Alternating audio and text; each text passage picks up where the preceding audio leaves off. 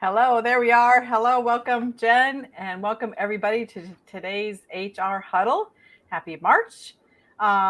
We thought we would spend some time on the power of intention and positivity, given what's happening in our world right now, and given all the change that we are continuing to face as leaders in our firms and in our organizations and families and communities and marketplace. So we just thought, gosh, maybe we should pause for a moment and talk about what are we seeing as leaders are stepping up and who they're being in the face of all of this, and who can you be as you're driving change in your firm, and as you're looking for maybe some hope, how you can bring that back to your team members, again, your family, just other areas, of your life. And so we just thought it would be important to stop and pause and talk about that.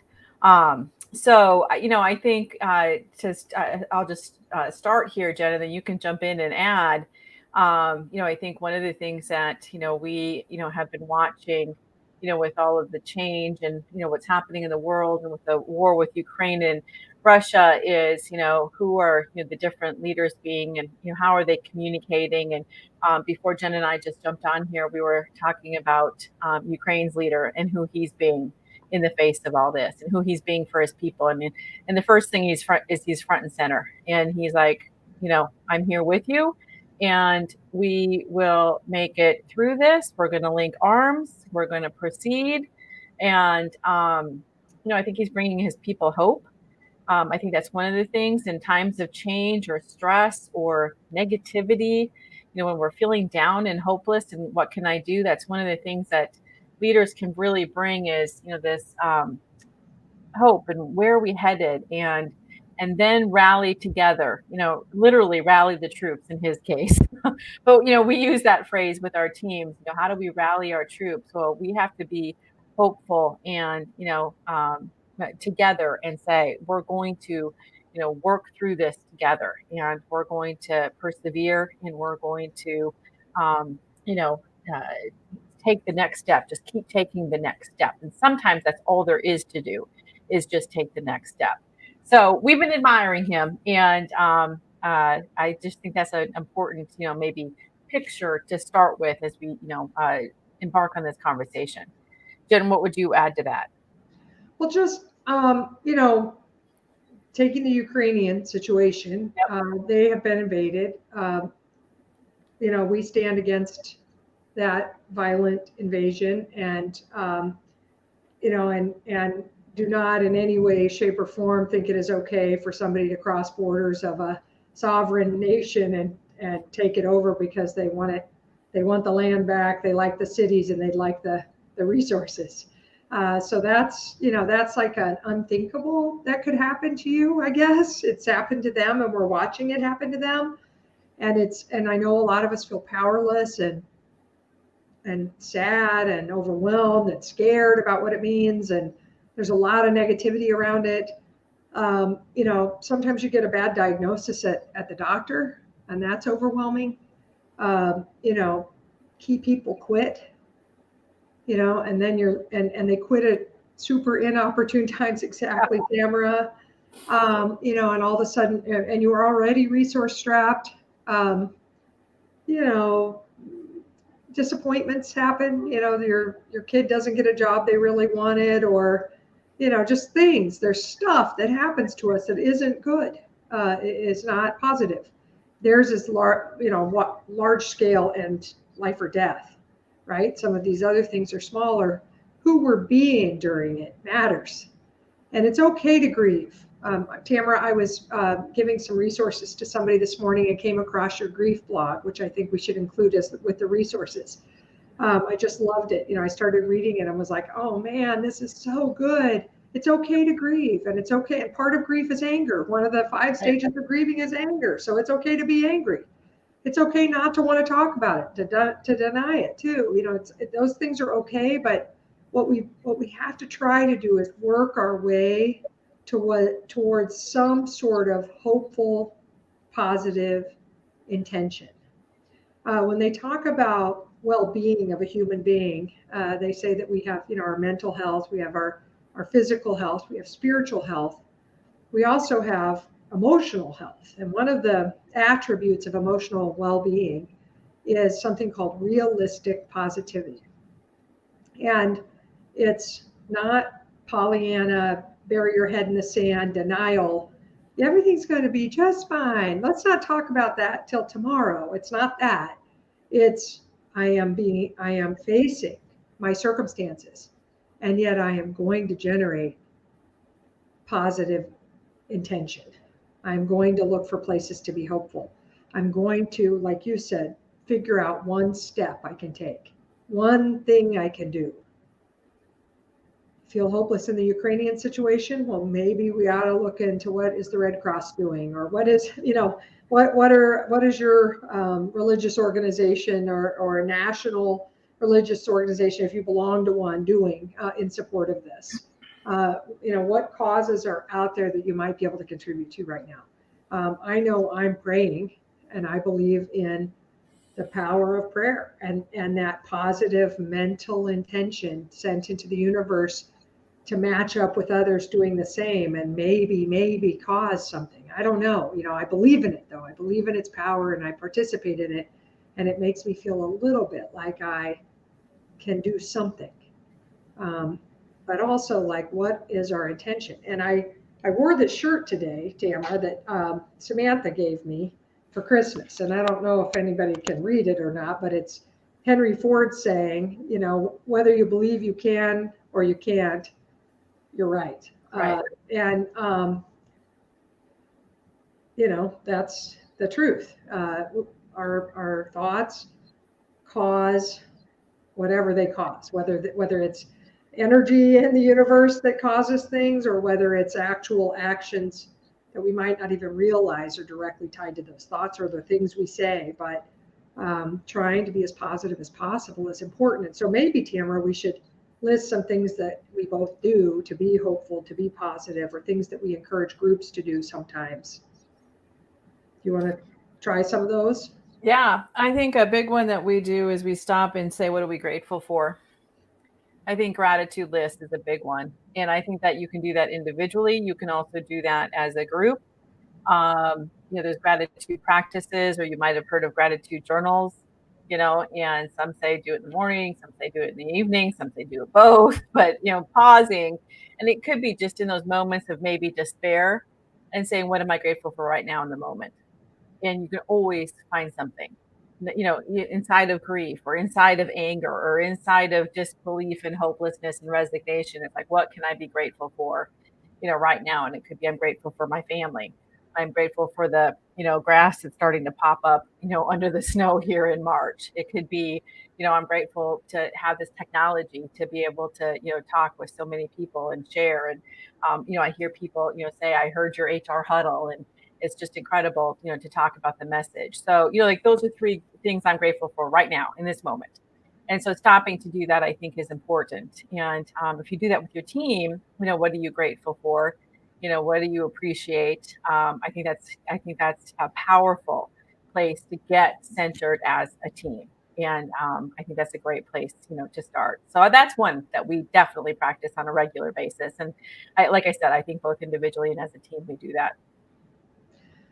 Also, the power of intention, setting an intention, and in business or in organizations, because I just did this weekend with my church, board. I helped them set some intention through a vision planning process. Like, where do we envision ourselves 5 years from now, or 3 years from now? Or for some of us, it's like, man, I can't go that far out. If we're talking about the power of intention for yourself, it might be, through Lent, or it might be through, 2022 or something like that. It may be a slightly shorter horizon. Some of us might be like, this is my power of intention for this week. I belong to a number of runners groups, and I also run a big, 800-person Facebook runners group. And there are people in some of those groups that are profoundly depressed, and they have a genuine physical condition that manifests itself,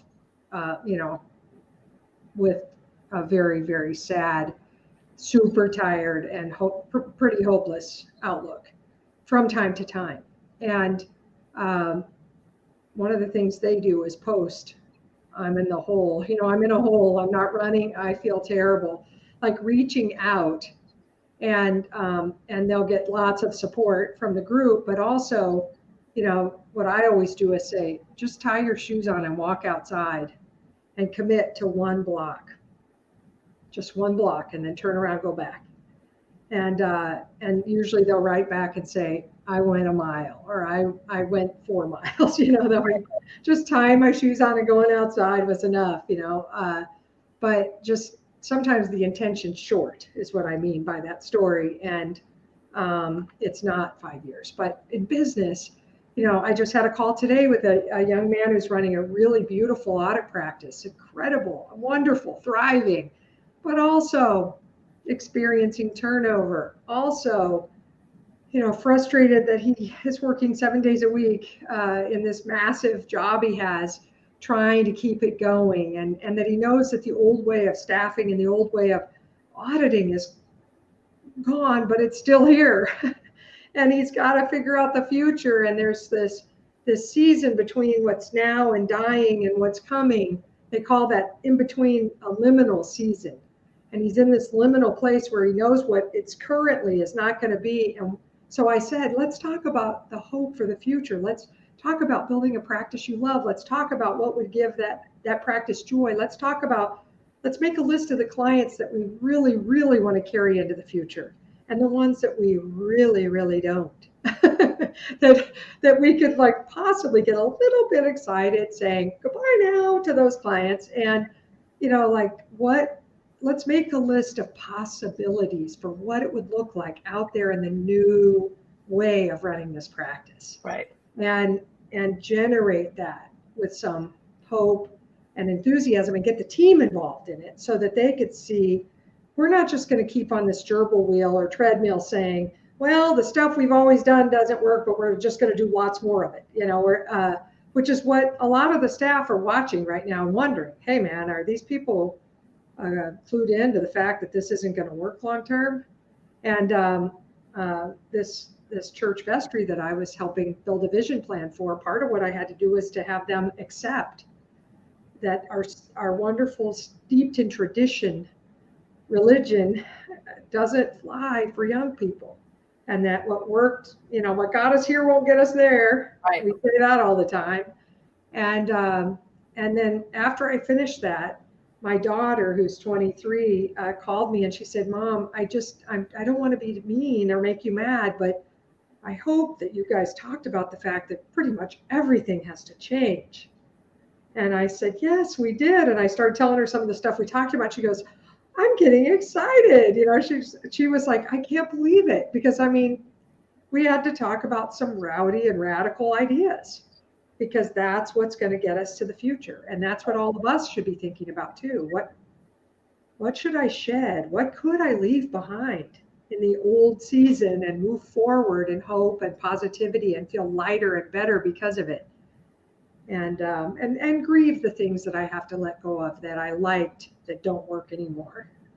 Well, and part of grieving can be honoring it, acknowledging, celebrating. That's what we do, at a funeral. We're grieving, we're sad, we're angry, we have all of that, but we're also celebrating. We have sadness and we have a hole because there was something that touched us about that individual. So there's something about, whatever it is in, the church, whatever it is, in our life. We've been doing a lot of grieving, and that's what that blog was that I wrote. We've been doing a lot of grieving the last 2 years. Things that we didn't even think about were grieving, that we don't do or can't have, or that were taken away from us. And so, figuring that out. And Jen, when I was listening to you, one of the things that we also talk about that you were pointing to is being 100% responsible. As I start to see things, I start to see hope, I start to see possibility, I start to see actions I can take and who I can be in it. And I was just on a call this afternoon with a firm that we're doing a leadership program for, and I was on with their HR leaders and their business development leaders. And we were talking about, who the participants in the program were from a year ago. And we've experienced turnover. We've experienced, changes in our clients. We've had some mergers and acquisitions, and all of that was going on. And who the folks are in our program compared to a year ago, it was victim and hopeless, and we can't do this, and how are we going to ever get out of it? And now they're starting to see hope because we've hired some people, because we've changed some processes, but they started to see what they can do. And it's Well, they did it. and then they did it. They brought it to the board. They made changes in their They group. caused They it. started making changes. And it's not all perfect, but my gosh, they are seeing progress, and they're seeing that they can impact progress instead of sitting over there waiting for somebody else being a victim to it. So you Well, decide. What was that? well, I just was thinking about, like, that's the distinction between negative and positive, Yes.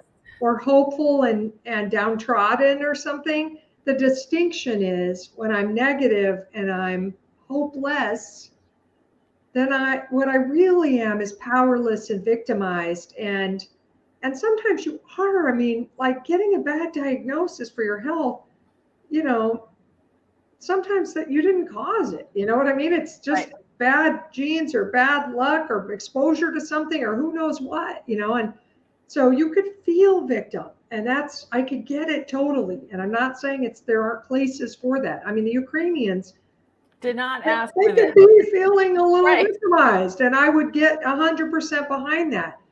But we can't spend time in that, Right. because that leaves us hopeless and it causes no change. We can't, we just are going to get steamrolled right over by the problem or the issue or the circumstances. And instead, we do have to shift to that place of 100% responsibility, which is where hope lives. Right. What can I do? Who can I be? What should I shift? Who should I call? Who could I enroll? I mean, that's, to me, the most powerful thing you can do is ask for help. If you can't figure out how to shift it yourself, go get somebody involved that could shift it. And by the way, Tamara and I are shifters for others, and we're shifters for each other. Yes. Big time. And I have a group of women that I run with. We call ourselves the Run Girls. We shift each other constantly. We get together at 6 a.m. and somebody's in trouble. Usually, one of us is on the ropes in terms of something going on. And by the end of that run, everybody's back to level. We're back. We have an action plan. We know where we're headed next. Find a support system, develop one. Use the one you have that you've already developed. Don't go it alone. Well, and that's the thing. We're not alone. That's one of the things I'm working with my son on. He's a freshman in high school, and he's like, I don't like to ask for help. I'm like, okay, but you're not meant to do it alone. You're not meant to do life alone in general, and you're not meant to do high school alone. Your teachers are there. We just had conferences. Your teachers are there to help. Your dean is there to help. Your friends that you surround you with are there to lift you up. He had a great experience on the diving team. He found new people that lift him up and inspire him to do things that he never thought he could do, which was amazing. And so that's the kind of people we want around us. But we also have to reach out and not try to do it alone or be alone or say, this is my problem over here. People want to contribute also. Let people contribute, let them in and let them contribute. It's one of the biggest gifts you can give. And we don't often approach it that way. We think we're a burden, or I should have it handled, or, they've got their own problems. All those stories that we tell ourselves, instead of saying, hey, it probably would make a difference when we enroll others, when we share it with others, and lift each other up. And we get lifted up by lifting others up. So we have to keep that in mind. I know it's hard. It's easy to say here on this, but that's something I think we often forget. Well, and we have to make time for those discussions. Yes. And I know we all feel like we don't have them, but I was thinking about your gratitude list, and the gratitude list is the here and now. It's also like maybe yesterday. A possibilities list is Future. Tomorrow. And Yep. Also shifting. You could make a list of what's possible, what it would look like if we shift this thing I'm upset about, or this thing I feel stuck in, or this thing I don't want to be doing anymore. What's possible? And what is the list of possibilities? And that list of possibilities will call you forward, but it will also point to what can I do? Right. Where do I start? Which one of these do I pick and start working on now? So hope and positivity and joy and change live, somewhere between the gratitude list and the possibilities list. And And that's where the action comes. And then that's where you'll start to see change. I mean, it's just kind of incredible how synergistic all that is, and it really does work. And a block makes a difference. One step makes a difference. yes, and saying it too makes a difference. Giving it language. And so watch what's coming out of your mouth and start trying to shift it to something like hopeful and possible or grateful and not sad and negative and hopeless. And the circumstances, we're all in them together. Right. And so what we're asking you to do, we're asking ourselves to do, and we know how hard it is. But surround yourself with people who are committed to that, and it'll be easier. They'll catch you when you're being Eeyore, and you can help them get out of their Eeyore too. And right now, for many of the firms that we work with, some of your people could use some possibility and some gratitude. Oh yes. So it's March 8th, I think. And so, as you're Yeah. working through deadlines and peak periods for most of our accounting and consulting firms and other organizations, that we know are working on different projects and, have different things going on, if we stop and be that person to generate gratitude, to generate possibilities, start saying it out loud, and it is contagious. And some of your team members, some of your leaders, some of your partners, some of your support staff could probably use that right now too. So, well, with that, I think we should wrap. So we would love to hear what you're doing to generate, positive intention, what you do to, just practice having that hope and bringing it to yourself and to your other people in your lives. So share with us. We'd love to hear from you. And we will plan on seeing you next week. Have a productive week. Have a good week. And we'll talk to you soon. Thanks so much. Thanks, everybody.